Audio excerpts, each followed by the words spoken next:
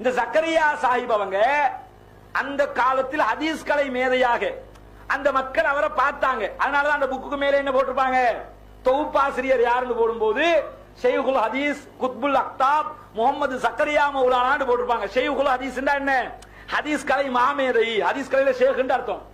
குத்துபுல் அக்தாப் என்ன, குத்துபுல்லா கிதாபுகள், கிதாபுகளுக்கு எல்லாம் கிதாபு, மினி லேப்டாப்னு சொல்லுவோம்ல அது மாதிரி. ஒரு வஹாபி ஆலிம்சா அவர் குத்துபுல் அக்தாப் என்ன விளக்கம் கொடுத்தான்னு சொன்னால், குத்துபுல் அக்தாப் கிதாபுகளுக்கெல்லாம் கிதாபு அப்படின்னு அவர் ஒரு விளக்கம் கொடுத்தாரு.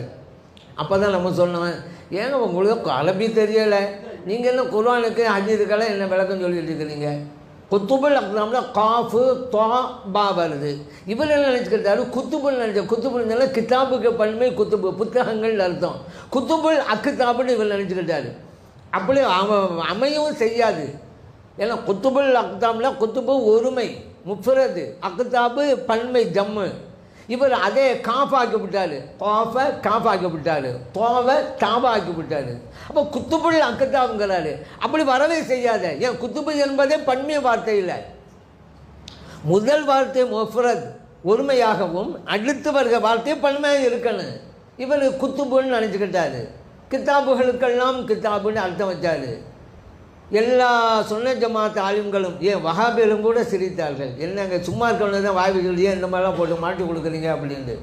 गौसे आज़म दस्तगीर, गौसे आज़म दस्तगीर, गौसे आज़म दस्तगीर, गौसे आज़म दस्तगीर.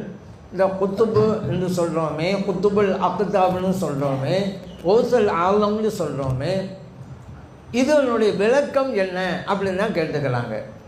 வலிமார்களில் பல படித்தரங்கள் உண்டு. அபுதால்கள், நுகபாக்கள், நுஜபாக்கள், இப்படி ஒவ்வொரு பிரிவு. அந்த ஒவ்வொரு படித்தரத்திலும் ஒவ்வொரு குறிப்பிட்ட எண்ணிக்கையில் வலிமார்கள் இருப்பார்கள். அவர்கள் யாராவது ஒருவர் வஃபாத் ஆகிட்டால் அல்லாஹ் அடுத்த இடத்தில் இருக்கக்கூடிய ஒருவர் தேர்ந்தெடுத்து அந்த இடத்துல வச்சுருவான். இதன் அடிப்படையில் குத்துபு என்பவர் ஒருவராக இருப்பார். இந்த குத்துபையே பல வகையாக சொல்லுவாங்க. ஒவ்வொரு முரீதும் தனது ஷேഖ് குத்துபு என்பார். நீங்கள் நினைச்சிருப்பாங்க, கேள்விப்பட்டிருப்பீங்க. குத்துபுனா அப்படிம்பாங்க. குத்துபு ஜமான் ஒரு முரீது அவருடைய ஷேഖை பற்றி சொல்லும்பொழுது குத்துபு ஜமான் என்பார். இன்னொரு தரீகாவை சார்ந்தவர் அந்த தரீகாவில் கூட முரீது அவருடைய ஷேഖை குத்துபு ஜமான் அப்படின்னு சொல்லுவாங்க. என்ன குத்துபுலாம் ஒரு ஆள் தானங்க இருக்க முடியும். இப்படி ஒவ்வொரு முரீதும் அவங்கவுங்க ஷேഖை குத்துபுண்டா எத்தனை குத்துபுன்னு நீங்கள் கேட்கலாம். அந்த குத்துபு என்பதே பல நிலைகளிலும் பல வகைகளிலும் இருப்பதால் தான் குத்துபு